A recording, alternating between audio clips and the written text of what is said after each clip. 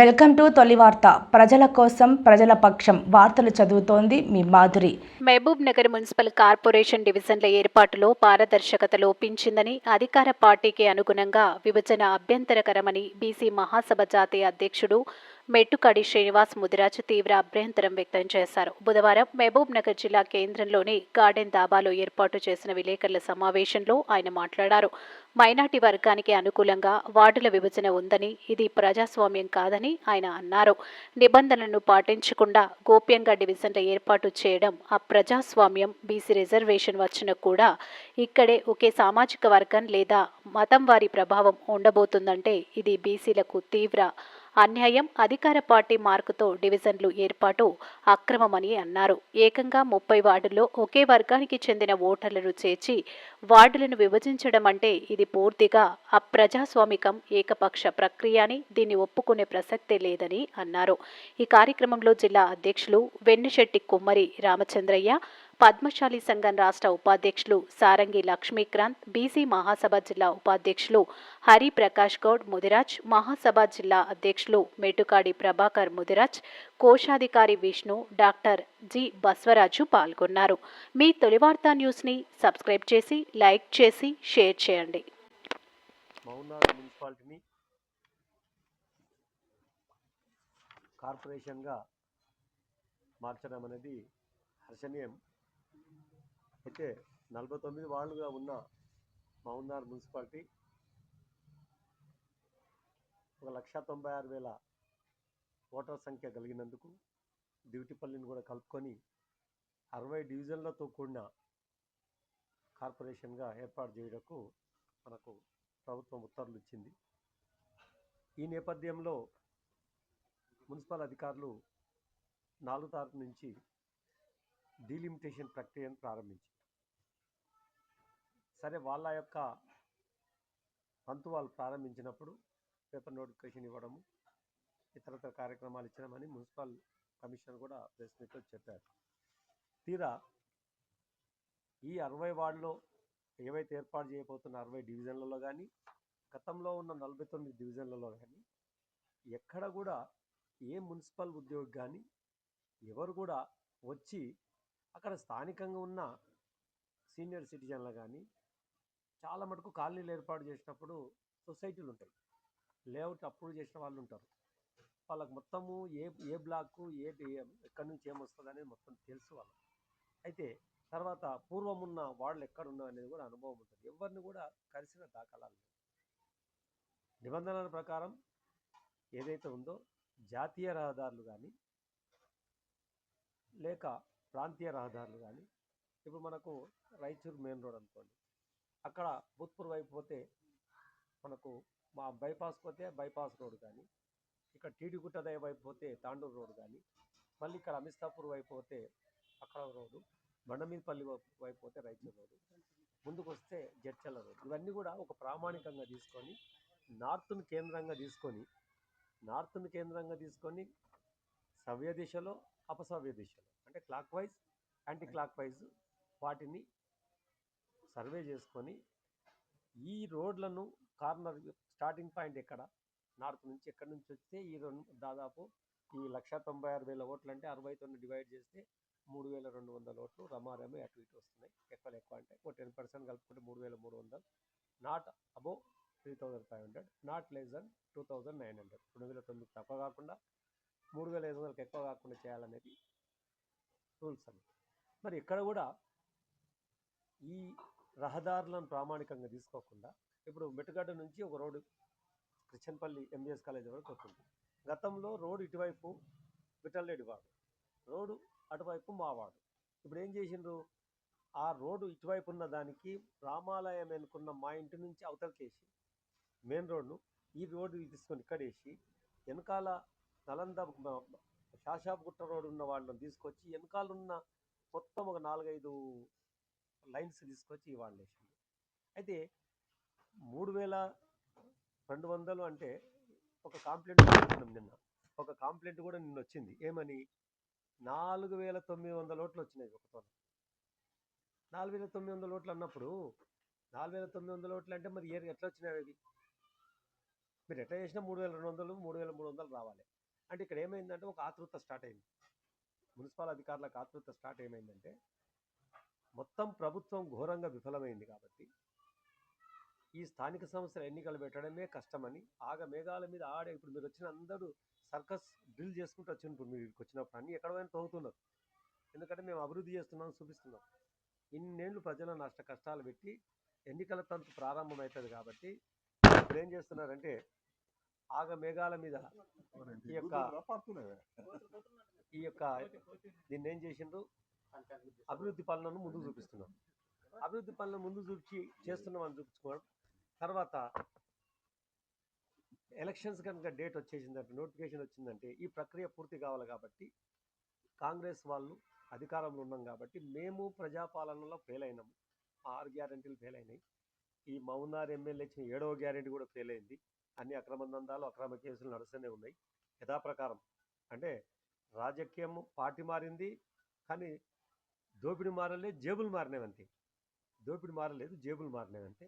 కాకపోతే ఈ ఆగమేఘాల మీద ఏం చేస్తున్నారంటే మేము ఓడిపోతామనే భయం లోపల ఒక ప్రత్యేకమైన ఒక సామాజిక వర్గాన్ని ప్రతి వార్డులో ఒక 500-600 ఓట్లు లేనికి ఒక కుట్రపూరితమైన చర్యను ప్రారంభించింది. ఒకటే సామాజిక వర్గాన్ని ఒక వర్గాన్ని అంటే డిసైడింగ్ ఫ్యాక్టర్గా ఒక 500 ఓట్లను అక్కడక్కడ వేసుకుంటూ పోతే ఏమవుతుందంటే ఖచ్చితంగా మేము గెలుస్తామని. ఇక్కడ ఇంకోటి ఏంటంటే ఏదైతే డివిజనల్ను విభజించి చేస్తున్న మ్యాప్ ఏదైతే ఉంటుందో ఆ మ్యాప్ను ఇది రహస్యంగా దాపెట్టాల్సిన అవసరం లేదు. దీన్ని ఖచ్చితంగా డిస్ప్లే చేయాల్సిన అవసరం లేదు. మున్సిపల్లో కానీ ఇంకా ఇతరత్ర చోట్లలో డిస్ప్లే చేయాలి. తర్వాత ఏ వార్డులో అయినా సరే బడమిపల్లి కుర్మాయంగా బతికే ఉన్నాడు, 40 ఏళ్ళ సర్పంచ్ ఆయన అన్నవాళ్ళు ఒకసారి సర్పంచ్ కౌన్సిలర్ అంటే గల్లీ ఊక చెప్పగలుగుతాడు ఏందని ఇప్పుడు వచ్చిన వాళ్ళు చూస్తున్నాడు తను కూడా మాట్లాడతాడు. ఇవన్నీ ఏంటంటే అధికార పార్టీ కనుసన్నలలో కేవలం ఓడిపోతామనే భయంతోన వాళ్లకు పెటెంట్ ఉన్న కొన్ని ఓట్లను కలుపుకొచ్చి ఒక సామాజిక వర్గాన్ని ఒక తెగను తన వైపు వేసుకోవడం అనేది కుట్రపూరితమైన చర్య. ఇంకోటి ఏమవుతుందంటే సీఎం పేషిలో ఒక 60 మంది సీఎం సామాజిక వర్గానికి సంబంధించిన ఆఫీసర్సే ఉన్నారు కాబట్టి అక్కడ ఏమవుతుంది మొత్తం ఒక ప్రక్రియ. ఈడ మున్సిపల్ కమిషనర్ కూడా ప్రజాప్రతినిధికి సంబంధించిన సామాజిక వర్గం కాబట్టి ఇక్కడ ఖచ్చితంగా అనుమానాలకు తావిస్తుంది. మేము తెలంగాణ బీసీ మహాసభ నుంచి మెట్టుకాడి శ్రీనివాస్, నేను వ్యవస్థాపక అధ్యక్షుని, జాతీయ అధ్యక్షుని. మేము డిమాండ్ చేస్తున్నది జిల్లా కలెక్టర్ని ఏంటంటే అఖిల పక్షాన్ని కూర్చోబెట్టాలి. అఖిల పక్షాన్ని కూర్చోబెట్టి ఏ వార్డుకి మీరు పోతున్నారో అక్కడ స్టార్టింగ్ పాయింట్ ఏంటి, మీరు ఎక్కడ పోయి 3300 ఓట్లకు నిబంధనల ప్రకారము క్లాక్ వైజ్ తీసుకపోతే ఎక్కడ ఎండ్ అవుతుంది మీ ఓటర్ మీ యొక్క సంఖ్య, అక్కడున్న లోకల్ వాళ్ళని ఇన్వాల్వ్ చేసి ఈ రకంగా మేము వార్డు తీస్తున్నాము. మీరు నమ్ముతున్న నంబరు ఇప్పుడు ఒకటే కుటుంబము రోడ్ అవతల ఉంటే విడిపోవాల్సిన పరిస్థితి జరుగుతాయి. ఇప్పుడు రామచంద్రన్ చెప్తాడు జిల్లా అధ్యక్షుడు. కాబట్టి అఖిల పక్షాన్ని కూర్చోబెట్టి ఖచ్చితంగా దీన్ని సమయం పొడిగించి ప్రజా సంఘాలను, అనుభవం ఉన్న సీనియర్ సిటిజన్స్ను, ఇంకెవరన్నా గతంలో పనిచేసిన మున్సిపల్ సిబ్బందిని ఉంటే తీసుకొని తొందరపాటు ఏం లేదు. ఖచ్చితంగా ఈ పునర్విభజన కార్పొరేషన్ మౌనారు పెద్ద చరిత్ర ఉన్న పెద్ద జిల్లా హెడ్ క్వార్టర్స్ చేసి 42% బీసీలకు రిజర్వేషన్లు ఇస్తా అని చెప్పి గత అసెంబ్లీలో ప్రకటించిన తర్వాత మొట్టమొదటిసారిగా మహబూబ్నగర్ కార్పొరేషన్లో ఇప్పుడు ఎలక్షన్లు జరగబోతున్నాయి. దీనికి గాను 60 డివిజన్లు ఏదైతే విభజించడం జరిగిందో దాంట్లో బీసీల వాటా ఎంత అనేది చెప్పకుండానే డివిజన్లను కొత్తగా ఏర్పాటు చేస్తూ నోటిఫికేషన్ ఇవ్వడం జరిగింది. ఇప్పుడు ఇదే విషయం మీద ప్రత్యేకంగా ఒక వర్గాన్ని పక్కలున్న వార్డులలో కలిపి దాంట్లో మెజారిటీని తీసుకొని వచ్చి ఆ మెజారిటీ వాళ్ళే గెలిచేటట్లు చేసి ఇప్పటివరకు ఏదైతే ఈ బీసీ కాన్స్టిట్యున్సీలో ఉన్న మున్సిపల్ చైర్మన్లను కూడా ఎలివేట్ చేసే ఒక కుట్ర జరుగుతున్నది అని చెప్పి మాకు ఈ గత నోటిఫికేషన్ చూస్తే మాకు అనుమానం కలుగుతున్నది. ముఖ్యంగా ఏమంటే ఎక్కడైతే బీసీలు అత్యధికంగా ఉన్నారో వాళ్ళలోకి ఒక సామాజిక వర్గాన్ని పంపించి అక్కడ వాళ్ళని వీక్ చేస్తున్నారా అనేది ఒక అనుమానము. ఇది శాస్త్రీయంగా చేసినట్టు ఎక్కడ కూడా మనకి డివిజన్ల పరిధిలో విభజన కనబడడం లేదు. కాకపోతే ఎప్పుడైనా సరే ప్రభుత్వాలు ప్రజలకు నమ్మకంగా ఉండాల్సిన అవసరం ఉన్నది. ఎక్కడ కూడా అటువంటి నమ్మకం కనబడడం లేదు మనకు. దీన్ని కలెక్టర్ గారు ప్రత్యేక చొరవ తీసుకొని ఏదైతే వార్డులలో బలవంతంగా పక్క వార్డుల నుంచి తీసుకొచ్చి ఓటర్లను కలిపి అక్కడ ఉన్న బీసీలను వీక్ చేయడం ఏదైతే కనబడుతుందో దానిపైన ప్రత్యేక విచారణ చేసి తర్వాత ఈ నోటిఫికేషన్ రద్దు చేసి మరొక నోటిఫికేషన్ వేసి ప్రజా సంఘాలను, సీనియర్ సిటిజన్స్ను, అఖిల పక్షాలను, ఏదైతే పర్టికులర్ వార్డులలో ఉండే ఆ ఏరియా సీనియర్ సిటిజన్స్ను, అక్కడ ఉన్న వాళ్ళను మున్సిపల్ సిబ్బందితో మమేకం చేసి వాళ్ళని డివిజన్లను క్లియర్గా కట్ చేసి చూపిస్తే ఇది న్యాయబద్ధంగా కరెక్ట్గా జరిగే అవకాశం ఉంది. అంతేగాని ఉన్న బీసీలకు ఉన్న ఈ ఒక్క స్థానాన్ని కూడా మొత్తానికి తుడిచిపారేసేటట్లు రేపు నాడు మున్సిపల్ చైర్మన్గా ఎవరు కాబోతున్నారు అంటే చెప్పుకోవడానికి కూడా రానట్లే పొజిషన్ తీసుకొస్తారా, ఉన్న బీసీలను కూడా రిజర్వేషన్లను కూడా సంగనాకిస్తారా అనేది ఒక పెద్ద డౌట్ ఉంది. దీని మీద ప్రతి ఒక్కరు ప్రజాప్రతినిధులే కాదు అధికారులు కూడా సమాధానం చెప్పాల్సిన అవసరం ఉన్నది.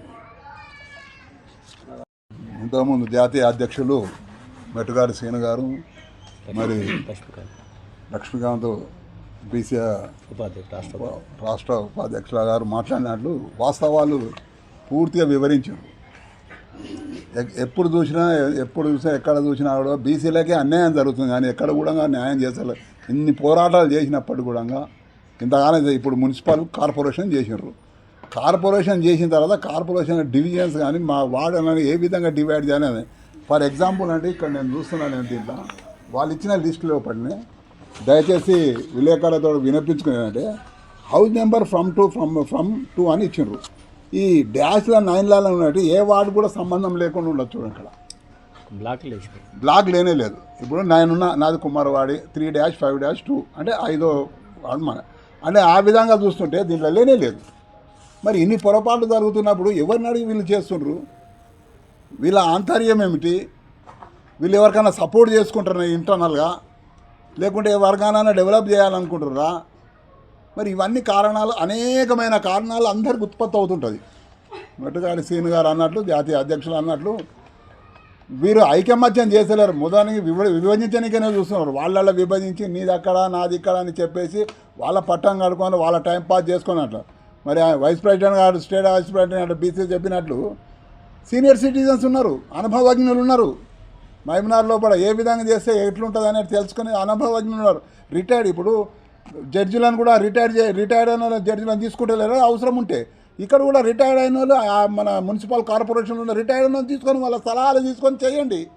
విచిత్రంగా మీరు ఈ విధంగా చేసి అన్యాయం చేసి ఎవరిని కూడా ఎక్కడ నిద్రపోకుండా మీరు చేసే దానికి ఎవరు మన జిల్లా కలెక్టర్ గారికి ఇక్కడ నుంచి మేము కోరేది ఏంటంటే దాంట్లో వచ్చి మీరు చొరవ తీసుకోండి. ఎవరెవరు ఏ విధంగా తీసుకున్నారో ఆ విధంగా చేసి దాన్ని చేసి దాన్ని కరెక్ట్గా చేసి బీసీలకు 42% అన్నారు. దాన్ని అది కూడా పూర్తిగా మీరు దాన్ని అవగాహన చేసుకొని అందరికీ చెప్పి మీరు చొరవ తీసుకొని వాళ్ళ మీద యాక్షన్ అన్నా తీసుకోండి, ఏమన్నా తీసుకోండి. ఇందులోనే మాత్రం తప్పుంది ఇది. మరి టైం పొడిగించి మీకు కావాల్సిన టైం పొడిగించి దీన్ని పూర్తి విధంగా సమర్థవంతంగా చేస్తారని ఆశిస్తున్నాం. అయితే మా ఊరిని మొత్తానికి ఏం చేస్తుందంటే ముందు వైపు కొన్ని ఇళ్ళకేమో ముందు వైపు ఉన్న ఇళ్ళకి అన్నీ బుడదపల్లి హౌస్ నెంబర్స్ వస్తాయి. వెనక వైపు ఉన్న ఇంటికి వెనక వైపు ఉన్న డోర్ల కంటే అన్నోన్ నెంబర్లు వచ్చేసేసి దాన్నే 2 రకాలు చేసుకొని ఒక ఇంట్లో 2 అయితే అది అక్కడ ఒకటి ఎక్కడ ఒకటేయాలని పరిస్థితికి వచ్చింది మాకు. కాబట్టి ఇట్లా కాకుండా శాస్త్రీయంగా పెట్టుకొని అనుభవం కౌన్సిలర్లు కానీ ఇవన్నీ పాత సర్పంచ్లు ఇంకా బతిగా ఉన్నారు. వాళ్ళు సలహా తీసుకొని దీన్ని రీకన్స్ట్రక్ట్ చేస్తే బాగుంటుందని ఆలోచన చేస్తుంది.